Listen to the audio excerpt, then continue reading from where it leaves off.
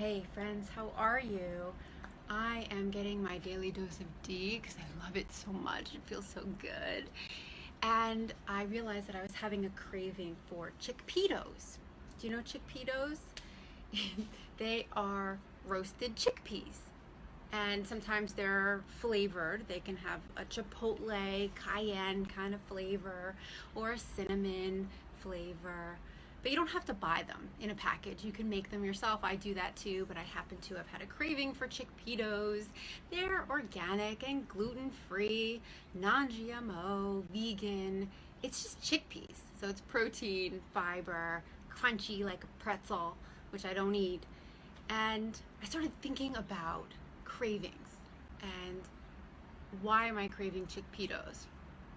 Because they're tasty, and I think I have a lot on my plate right now, and so I sort of get this voice in my head sometimes that goes, you need to crunch on something, you need to shovel something in your mouth. And sometimes it's blueberries, we've talked about that, and today it's chickpeas.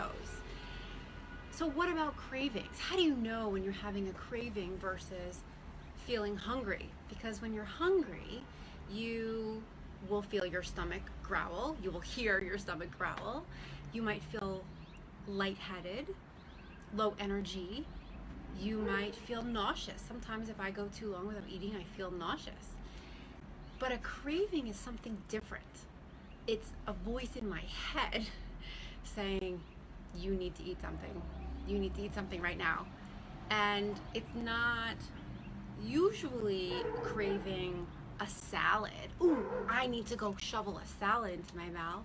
Although sometimes I do remember when I was eating very poorly and at the sickest in my life that sometimes I would actually crave vegetables. And it was because I was eating so much processed food-like substances that my body was actually yearning for something fresh and natural. So I would crave that. And sometimes when you're craving sweets, it's because you're not getting enough fat intake. And I'm not talking about Cheetos, that kind of fat, or burger kind of fat, but good fats. The fats that come from avocados and olives and nuts and seeds, those kind of fats. And when you're low on all those fats, or if you eat a lot of low-fat foods, you will start to crave, which is very interesting. And so I was thinking about why do we crave and what is that telling us? Okay, we're deficient in something. Maybe it's deficient in relaxation or affection, love. All of these things can trigger a craving. And the thing is with our bodies is that our cells have memory, like muscle memory, where my muscles know if I haven't worked them out, I will feel my arms going, work me out, work me out. Like I can feel my biceps saying that. And it feels to me like they're atrophying, but they're probably not. To somebody else, they look normal and good and toned. But if I go too long, I might feel that way because my cells, my muscles are speaking to me, which is a very interesting thing. And when we get into a habit, our cells are communicating with us. And this is how it becomes easier to form a new healthy habit. Once we get used to that, it's that muscle memory. And then the voice inside your head, where it used to be for me, go grab a tub of Breyer's ice cream or a bag of jelly beans, now it's chickpeas.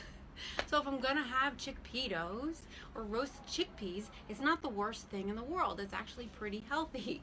If I go and eat half a pint of blueberries, great. It's gonna be good for my heart, my brain, and my eyeballs, my eyesight.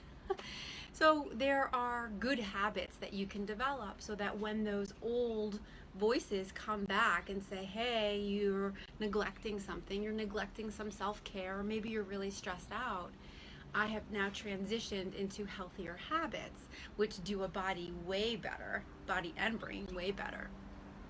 So I want you to think about that. I invite you to think about when you're having a craving, why am I having this craving? what am I going to do about it so that I can create a new habit so that the muscle memory, the cell memory, becomes something that is more productive, more healthful, instead of going down this slippery slope. Because then when you have a craving and you give into it and you're unable to stop, like I used to be unable to stop, then you feel awful and gross and guilty, and then it perpetuates this cycle of feeling awful physically, mentally, emotionally. So think about that, friends. The next time you have a craving, whether it's dinner time or after dinner time, if you're craving something, what am I craving? Why am I craving it? What can I do instead? Or sometimes honor your craving, because sometimes it is something that you need, like craving a massage. I'm craving a massage too. A massage and chickpeas. Yeah, that sounds pretty good. I hope that you have healthy cravings, and if you need support in transitioning from a habit that doesn't serve you to being able to recognize, okay, there it is again, what do I do? Having those tools, let me know, because I am the queen of it, I think, and I can help you navigate those waters. Happy noshing. Bye for now.